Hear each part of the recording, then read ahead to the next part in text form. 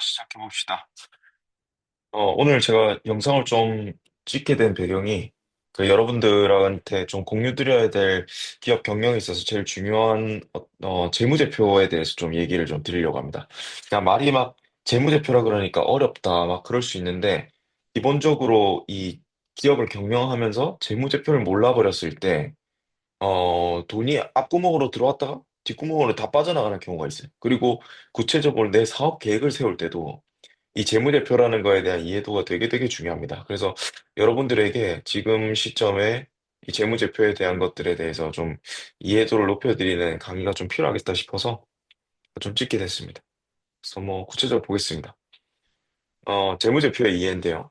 여러분들이 이제 책임조직도에 대해서 우리가 같이 공부를 좀 했잖아요. 그 회사는 결국 어떻게 팔 건지, 그리고 어떻게 이걸 납품할 건지, 결국 돈 관리 어떻게 할 건지, 요 세 가지 문제로 수렴이 된다. 요 얘기를 했습니다. 근데 기본적으로 여러 가지 돈 문제들이 생길 거예요. 내 수익성이 약하다든지 뭔가 돈을 벌어도 뒤로 다 빠져나간다거나 뭐 우리 장 대표님도 지금 이런 상황이시기도 하잖아요. 그래서 저한테 어떻게 하면 이걸 좀 줄일 수 있을지 뭐 문의를 주시기도 하셨는데 요런 분들 결국 왜 돈 벌어도 뒤로 다 빠져나가는가에 대한 어떤 이해를 여러분들한테 좀 심어 드리려고 합니다. 그리고 우리 왜 문 대표님 같은 경우도 지금 새로운 음, 그 사업을 구상을 하고 계시죠? 그러면 가장 먼저 해야 되는 게 대부분 사람들이 뭐부터 생각하냐면 이 판매 영업 강화하거나 고객 서비스 개선하려고 이거부터 좀 생각하는 경향이 있어요. 근데 이것보다 더 중요한 게 결국 돈으로 고민해야 된다. 수로 고민을 해야 되고 거기에 위해서는 결국에 이 마케팅 영업 강화 고객 서비스 개선 이게 아니라 제 핵심은 재무제표를 이해하고 나에게 맞는 재무목표 수립 요게 제일 좀 중요합니다. 그래서 재무제표를 이해하고 있는가 이 부분이 좀 중요할 수 있겠네요. 우리 OK 팀 같은 경우도 결국 요 문제 있죠. 돈을 벌어도 뒤로 다 빠져나가고 있다라는 이제 말씀을 주셨는데 이런 경우에도 이 재무제표에 대한 이해를 통해서 확실하게 한번 점검하고 넘어가 볼 수 있을 거예요. 그래서 구체적으로 좀 얘기를 넘어가 보겠습니다. 재무제표는 근본적으로 이 금융 문해력에 달려 있습니다. 금융 문해력. 이거는 제가 얘기하는 건 아니고요. 이제 로버트 기요사키가 되게 쉽게 이제 금융 문해력에 대해서 좀 설명한 분이죠. 그리고 재무제표에 대한 본질을 되게 잘 파악하고 있고 거기에 대해서 좀 얘기를 하고 있습니다. 일단 금융 문해력이 없으면 어떻게 될까요? 로버트 기요사키의 말에 따르면 결국에는 자본주의를 살아나가는 데 있어서 주머니에 돈이 없게 된다. 그러니까 금융 IQ라고 표현하기도 하고요. 그럼 요걸 기반으로 좀 얘기를 해보겠습니다.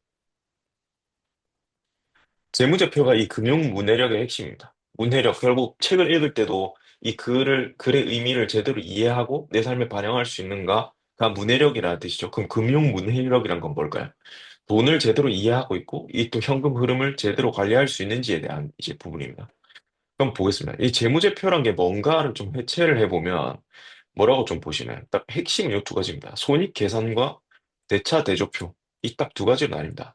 우리 왜 한국에서도 결국에 여러분들 법인의 그 재무제표를 딱 떼보면 이 두 가지가 나옵니다. 대차대조표는 자산과 부채의 형태로 가장 크게 나뉘어져 있고요. 손익계산서는 본질은 수익과 지출입니다. 요거 구체적인 구조를 나중에 해체할 건데 제일 중요한 게 요 손익계산서라고 좀 보면 됩니다. 예. 수입, 지출. 네, 대차대조표에서는 자산과 부채다. 그럼 자산의 의미는 뭘까요? 자산. 네, 요 개념부터 좀 이해를 하고 있어야 되는데 수입이라는 거는 나한테 현금이 들어오는 겁니다. 현금이 나에게 들어오는 거, 내 주머니에 돈이 들어오는 걸 뜻합니다.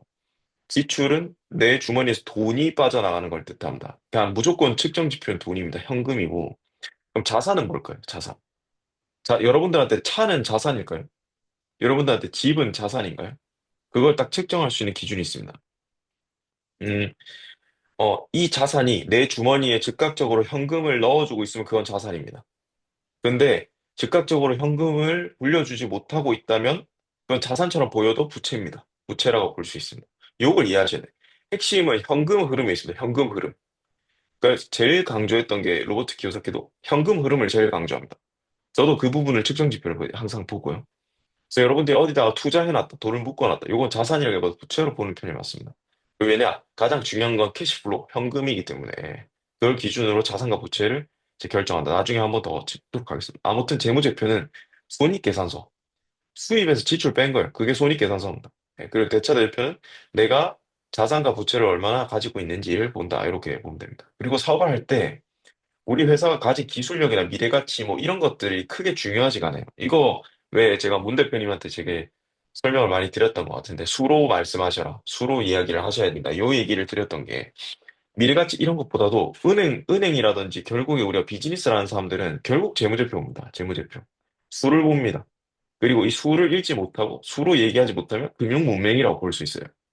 그리고 많은 대표님들이 제가 뵀을 때 이 재무제표를 잘 이해하지 못하고 있다. 그래서 이 부분을 좀 같이 공유를 좀 해놔야겠다라는 이제 생각이 있습니다.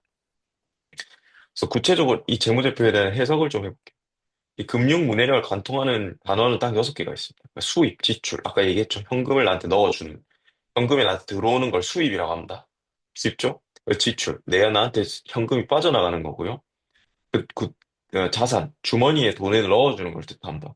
그럼 여러분들이 타고 다니는 차를 실제 세금 항목으로 된 재무제표에는 자산 항목에 들어가 있을 수 있습니다. 근데 여러분들한테 차는 자산인가요?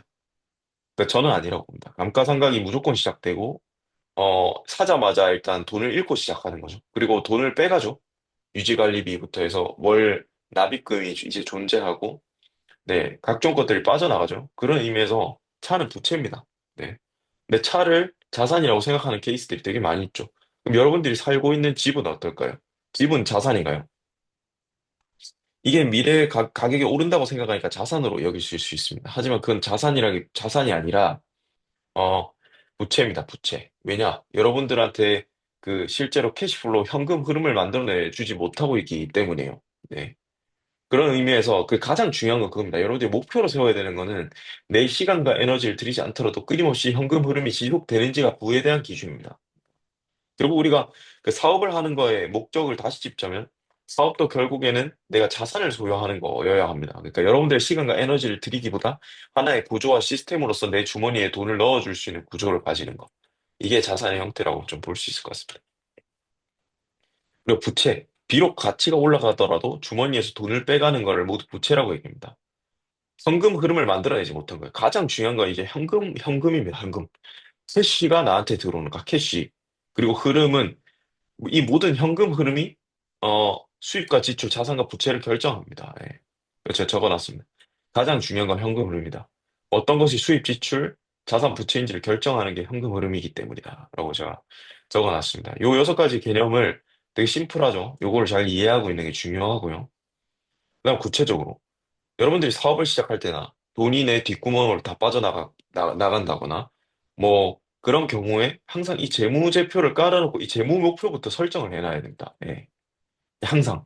그리고 저는 가장 좋은 딜이 저 상대방의 손익계산서에 당기순이익을 올려줄 수 있는 딜이면 가장 좋다고 생각해요.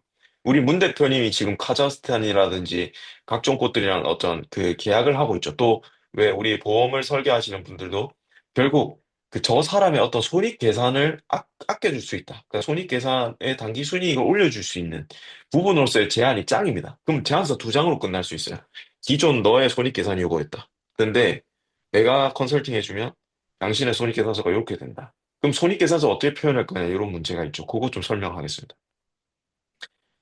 재무제표는 손익계산서와 대차대조표 2가지로 나뉘어 있습니다. 그중에 전 이 손익계산서가 제안의 핵심이라고 생각을 합니다. 그리고 여러분들도 어떤 사업을 한다면 이 손익계산이 명확하게 있어야 돼요. 그 다음에 대차대조표에 따라서 우리 회사가 자산 그 자체여야 되고요. 우리 회사의 자산과 부채가 어느 정도인지 정확하게 파악하는 게 이제 대차 대조표라고 볼 수 있을 것 같습니다. 손익 계산에서 핵심은 딱 2개입니다. 핵심입니다. 이거는 수입과 지출 딱 2가지로 봅니다. 그럼 수입은 뭘까요? 수입은 법인에서의 수입은 결국 매출입니다. 매출. 그럼 이런 질문이 생깁니다. 매출이 뭔가? 당연히 내가 뭐 파는 거 아니야 이렇게 생각할 수 있는데 맞습니다.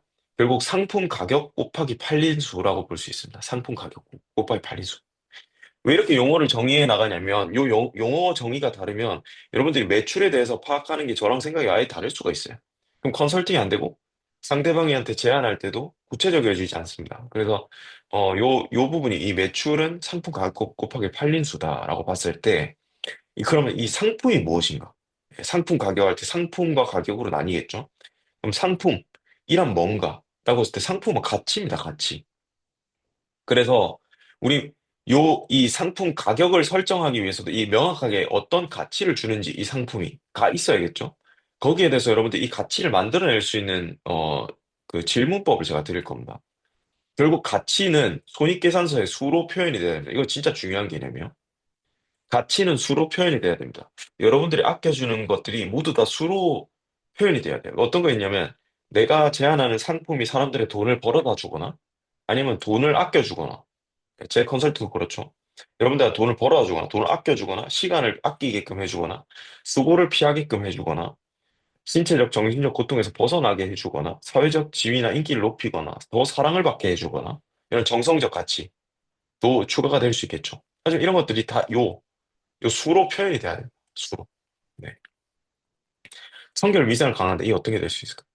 미래에 뭔가 너가 이걸 지켜나갔을 때, 이 투자를 해놨을 때 나중에 당신에게 들어갈 뭐 의료 비용, 뭐 이런 것들을 아끼게 해준다거나, 그런, 이게 투자로서 느껴지게끔 만들어줘야 되는 거죠. 예. 그러면 이 상품 가치를 파악하는 질문이 있습니다. 그럼 우리 회사는 어떤 가치를 가지고 있을까? 이 질문에만 답하면 됩니다. 예. 내 상품 서비스가 사람들 돈 버는데 도움 주는 5가지 이유가 뭔지. 이거는 뭐 우리 OK 팀도 그렇고, 문 대표님이 설정하실 때도 그렇고, 우리 리원에스 대표님도 그렇고, 우리 상품이 아껴주는 것에 대한 제안서를 쓰거나 할 땐 다 이게 필요하죠. 예. 그리고 다음 주, 다음 달, 내년에 사람들이 돈 아끼는데 어떤 도움을 주는지. 예. 그리고 사람들 시간이 얼마나 절약해지고, 그 시간 동안 사람들은 대신에 뭘 할 수 있는지. 이런 걸 적어주면 사람들이 이걸 가치 있게 느끼겠죠.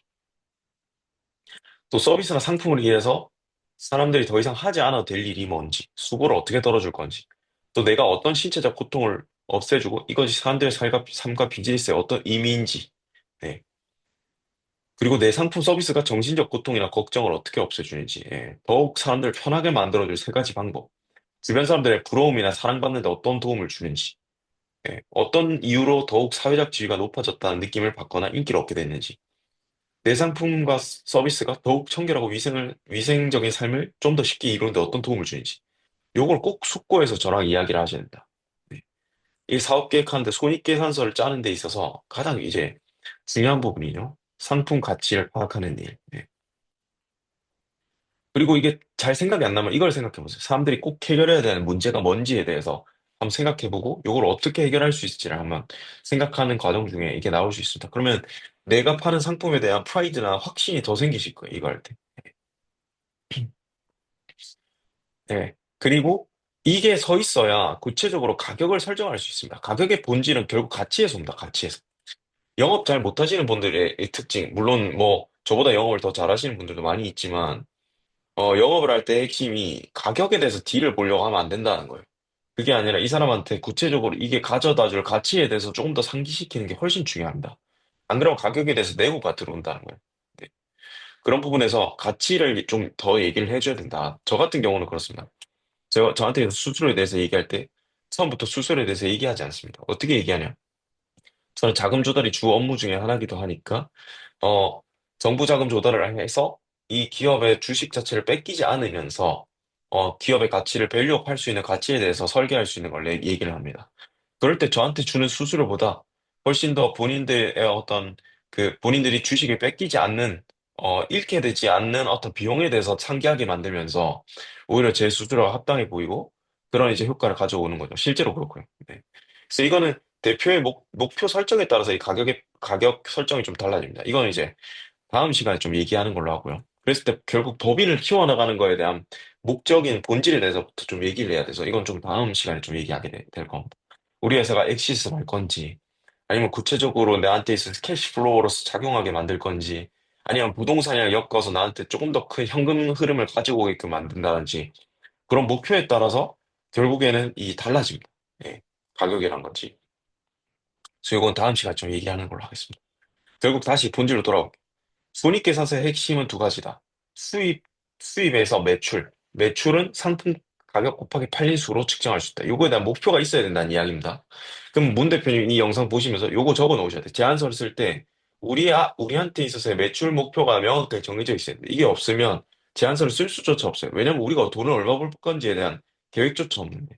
안 그러면 저 사람한테 보여줄 때 어느 정도 뭐 5천 평에 대한 뭐 컨설팅비, 5천 평에 대한 원료 납품 비용이 어느 정도다. 라고 했을 때 우리한테 돌아올 5천 평 기준의 매출, 이렇게 설정을 하실 수도 있고요. 네.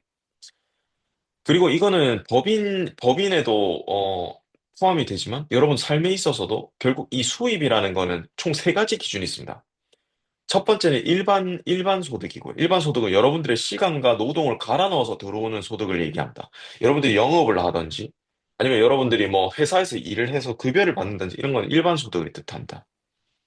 근데 부자들은 이 소득을 가지고 있어요. 투자 소득이 있고요. 수동 소득이 있습니다. 투자 소득은 뭐냐면, 낮은 가격에 사서 높은 가격에 팔았다. 이에 대한 차익이 투자 소득이라고 볼 수 있습니다. 예. 그리고 이건 뭐, 제가 나중에 손익계산서의 구조 얘기할 때 또 얘기할 건데요. 그리고 수동소득이라는 개념이 있습니다. 이건 패시브 인컴입니다. 여러분들의 회사는, 여러분들이 이끌어가는 법인은 수동소득을 주나요? 그러니까 패시브 인컴, 나한테 캐시 플로우가 계속 들어오게 하는 수입원이 되는지, 그걸 물으셔야 됩니다. 내 시간과 노력을 안 들이는 내 사업이 결국 수동소득, 패시브 인컴을 주는 사업이라고 볼 수 있겠죠. 그리고 부동산에서 월세를 받는다거나, 뭔가 각종 어떤 자산들에서 월세를 형태로 받는 자산이 있다거나, 재산세 내는 게 있다. 이러면 그건 패시브 인컴이라고 볼 수 있겠죠. 네. 그리고 지출은 뭘까요? 지출. 지출은, 매출 원가, 그리고 판관비, 그리고 영업의 비용, 뭐 이런 것들로 이제 포함이 됩니다. 그래서 이 손익계산은 나한테 수입이 얼마나 되고 지출이 얼마나 되는지 요걸 좀 파악을 하셔야 됩니다. 대부분 사람들은 어디에 관심을 기울이냐? 이 지출 줄이는 데 관심을 두거든요. 지출 줄이는데. 요것도 관심을 둬야 되지만, 우리가 해야 될 거는 이 투자소득, 수동소득, 이거 회사를 수동소득화 시키는데, 우리 회사를 자산화 시키는데 일단 집중을 해야 된다. 이런 건 있고요. 다시 넘어가자면, 손익계산에 있어서 법인 손익계산서의 구조를 한번 볼게요. 법인 형태일 때입니다. 그러니까 문 대표님 요 영상 잘 보셔야 되는 게, 여기에서 이 손익계산서 저한테 짜오셔야 됩니다. 그리고 우리 리원에스 대표님도 내일 저랑 이제 컨설팅 하실 때 요 손익계산에 대해서 어느 정도 가져오시면 좋아요. 왜냐면 지금 비용 쓰시는 게 좀 많다고 느껴져서 요거 좀 파악해 보시면 좋습니다. 제가 말씀드릴게요. 음, 법인 손익계산서는 요렇게 딱 구성이 되어 있습니다. 요거에서 더도 말고 덜도 말고 요거만 딱 돼 있습니다. 뭔지 제가 표현할게요. 손익계산서를 딱 펴잖아요.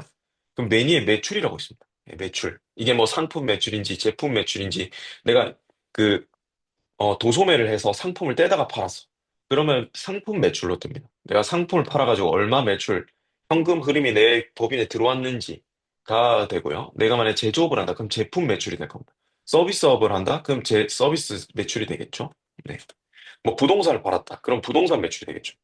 그럼 매출, 나한테 캐시플로우를 좋은 거, 예, 가 되겠죠. 수익이라고 볼 수 있습니다. 수입이라고 볼 수 있습니다. 그리고 여기서 매출 원가가 있습니다. 매출 원가 뭘까요? 매출 원가는 내 매출을 내기 위해 뭐 물건을 떼왔다. 그럼 물건 떼우는 데 들어가는 비용. 이 매출 원가겠죠. 제조업이라면 제조를 할 때 들었던 비용이 제조 원가겠죠. 요게 이제 결국엔 이 매출을 일으키기 위해 이 상품화를 시키기 위해 드는 모든 비용. 이게 매출 원가라고 좀 볼 수 있습니다. 그러면 매출 총이익이 나옵니다. 네, 매출 총이익. 매출 총이익이 나옵니다. 매출에서 매출 원가 빼면 매출 총이익이 나오겠죠? 여기서 판관비를 뺍니다. 판관비는 이제 어떤 것들이 이제 포함이 되어 있냐면요. 판관비 예를 들어서 제가 적어놨나요? 적어놓진 않았는데, 여기 적어놨네요. 판관비에는 인건비, 뭐 차량비, 차량에 빠져나간 비용, 보험비, 세금, 뭐 마케팅 비용 같은 것들이 다 판관비입니다. 그러니까 판매 관리비라고 이제 얘기를 합니다. 판매하고 관리하는 데 들어가는 모든 비용들을 뜻해요. 그럼 문 대표님이 여기서 말씀을 주셨던 게 있어요. 여기서 R&D 비용, 이런 것들은 판관비냐? 내가 원료 생산하는데 R&D 비용 들어가는 거는 그건 다 판관비입니다. 네. 매출원가라고 볼 수는 없어요. 왜냐면 매출이 일으키는데 이 제조를 하는데 들어가는 비용은 아니기 때문에. 그러니까 네. 이 매출 총이익에서 판관비를 빼면 영업이익이 나옵니다. 영업이익. 이 개념을 잘 모르시는 분들이 있어요. 영업이익이 결국 영업이익이 매출이익이랑 막 헷갈려 하시는 분들도 있고요. 당기순이익이랑 영업이익을 헷갈려 하시는 분들이 있고요. 그런데 영업이익은 매출에서 매출원가를 뺀 거, 매출 총이익에서 판관비를 뺀 게 영업이익이라고 볼 수 있습니다. 이 개념 잘 이해하셔야 돼요. 여기다가 영업이익에다가 영업외수익 뭐가 있을까요?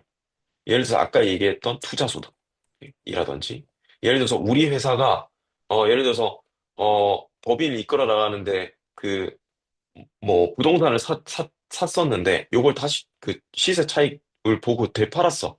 그럼 투자 소득이 있겠죠. 영업 외수익이 있을 수 있습니다. 그리고 영업 뭐 외수익에 또 뭐가 있을까요? 뭐 이자 비용 같은 게 있을 수 있겠죠. 네. 이자 비용이라 하면 뭐 우리 회사에서 뭐 가지급이 빼나가는데 가지급에서 들어온 소득 같은 게 막 항상 잡혀 있기도 해요. 가지급은 대표이사가 법인의 돈을 뭐 주인종 단기 대여금이라고도 하죠. 주주들이라든지 임원들이 돈을 출처 없이 가져가 썼어요. 그러면 법인한테 이자를 4.6% 줘야 됩니다. 예, 인정이자를 줘야 돼요. 그런 경우에 이자 비용이 들어가 있기도 하고 뭐 그렇죠. 안 그러면 채권을 발행해서 채권에 대한 뭐 이자를 받았다. 예, 뭔가 그런 경우에도 우리가 법인이 채권을 소유하고 있는 거에 대한 이자를 받았다. 그럼 뭐 영업 외수익으로 잡히겠죠. 영업 외입 비용은 뭐가 있을까요? 예를 들어서 여러 가지가 있겠지만 뭐 투자 소득을 하는데 들어갔던 여러 가지 어떤 비용들 뭐 그런 것도 될 수 있겠죠. 네. 그리고 마지막으로 법인세를 뺍니다. 네. 그래서 영업이익에서 영업 외 수익을 추가하고 영업 외 비용을 마이너스로 하고 그리고 법인세를 차감했을 때 총 당기 순이익이 나오는 겁니다. 총 우리가 얼마 벌었는지, 단기 동안, 1년 동안 우리가 얼마 벌었는지에 대한 순이익이 얼마인지가 나오는 겁니다. 요 단기 순이익. 네. 여기서 손실이 나면 단기 손실이라고 하겠죠. 네. 그렇게 볼 수 있습니다. 그리고 대차 대조표에서 보여주는 건 뭐냐? 심플합니다. 자산과 부채입니다. 무엇이 자산인가 했을 때 내 주머니에 돈을 넣어주는 걸 자산이라고 볼 수 있습니다. 네. 그리고 여러분들 잘 보셔야 되는 게 내 회사는 어떤 상태인지. 내 회사는 나한테 자산인지 부채인지, 돈을 가져가는 존재인지, 아니, 돈을 벌어다 주는 존재인지, 이런 것들을 잘 봐야 되고, 우리가 이 BOS 과정을 통해서 기업을 자산화하는 과정을 거치고 있다. 이렇게 보면 될 것 같습니다. 그리고 기업의 핵심은 시스템입니다. 예. 그리고 부채. 부채라 함은 현금을 빼앗아 가는 것이다. 네. 현금을 빼앗아 가는 것이다. 근데 잘못 계상이 돼 있으면, 세금, 어, 회계 재무제표랑 또 세금 재무제표랑 좀 다릅니다. 그러니까 이거에 대해서 또 얘기하려면 이야기가 깊어질 수 있는데 구체적으로 우리가 세금을 내기 위해서 사용하는 이 대차대조표는 자산이 부채로 돼 있는 케이스가 부채가 자산으로 돼 있는 케이스가 되게 많습니다. 뭐 우리가 소유하고 있는 투자를 위한 부동산이라든지 뭐 그런 것들이 다 자산으로 잡혀 있는데 뭐 그런 경우에는 그런 것들이 부채 형태다. 실질 회계, 그러니까 실질 회계에서는 회계는 우리 회사 입장에서 수익을 내기 위한 거에서는 사실은 그런 것들이 다 부채일 가능성이 크다, 자산일 가능성이 또 큰 케이스들이 있습니다. 뭐 이해를 해보자면 예를 들어서 우리가 올드카 영업을 하는 곳이야. 근데 세금을 내기 위해서 올드카를 세금의 측면으로 본 대차 대조표에서는 차가 자산 형태로 부채 형태로 잡혀 있을 수 있어요. 왜냐하면 세금이 계속 빠져나가고 감가 형태로 빠져나가니까. 근데 우리의 실질 회계로 봤을 때는 이 올드카의 시세 차익을 더 올려서 파는 걸로 봤을 때는 자산의 형태라고 볼 수 있잖아요. 그런 경우에는 그리고 올드카를 대여해주면서 이 대여한 비용이 계속 들어온다. 현금 흐름을 발생시키죠. 그러면 그런 형태에서는 또 자산이라고 볼 수 있다. 이런 부분들을 여러분들이 좀 이해해 주시면 좋습니다. 그래서 목표. 여러분들이 재무제표라는 거에 대해서 제대로 좀 이해하고 있는 게 있어야 된다. 재무제표 생각하면 되게 사업할 때 어렵다고 생각할 수 있다. 하지만 재무제표란 되게 심플하다. 손익계산과 대차대비 이 두 가지다. 예, 수입, 지출, 자산, 부채에 대한 개념이 확실하게 서 있는 것이고, 이 문해력을 기르려면 이 수입, 지출, 자산, 부채, 현금, 흐름, 요 여섯 가지 개념에 대해서 기본적으로 이해하고 있어야 된다. 그리고 가장 중요한 건 캐시 플로우다. 요게 가장 중요한 흐름이다. 예, 중요하다. 왜냐하면 돈이 전부기 때문에. 금융은 돈에 대한 이야기이기 때문에. 그래서 돈이 들어오는 거는 수입이고 돈이 빠져나가는 건 지출이고 나한테 돈을 벌어다 주는 내 주머니에 돈을 벌어다 주는 거는 자산이고 네. 내 시간과 에너지 들이지 않았을 때 그리고 내 시간과 에너지를 들이지 않지만 돈을 가지고 가는 거 그리고 미래에 돈을 벌어 투자 수익으로 돈을 벌어 주더라도 어 지금 이 순간 현금흐름을 만들어내지 못하고 있다면 그건 부채다 이렇게 이제 볼 수 있을 것 같습니다. 그 돈을 벌어다 주는 시기의 문제를 어떻게 보느냐는 또 우리 사업 계획의 문제이긴 합니다. 어쨌든 개념은 이렇다는 거.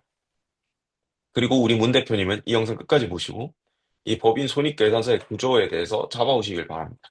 그러니까 그래야 우리가 뭐 카자흐스탄에 제안을 하거나 뭐 밀재배 농장들에 제안을 하거나 이런 부분에 있어서 제일 중요하다. 그리고 우리 리원에스 대표님도 내일 컨설팅 오시기 전에 이 법인 손익계산서의 구조에 대해서 명확하게 짜보시길 바란다. 그리고 우리 Ok팀도 이 손익계산의 구조에 대해서 우리 Ok팀 전체를 좀 파악하는 게 필요하다. 그래야 제가 어떤 재무적인 목표라든지 줄일 것들을 줄이고 늘릴 것들을 늘릴 수 있는 구체적인 관리가 좀 가능해진다라고 봅니다. 그래서 여러분들이 이 영상 보시고 재무제표에 대한 기본적인 이해 늘리시고 손익계산서 작성해 오는 거. 네. 그리고 자산과 부채 파악해 오는 거. 요거를 저랑 좀 같이 해서 컨설팅을 진행하도록 하겠습니다. 고생 많으셨습니다.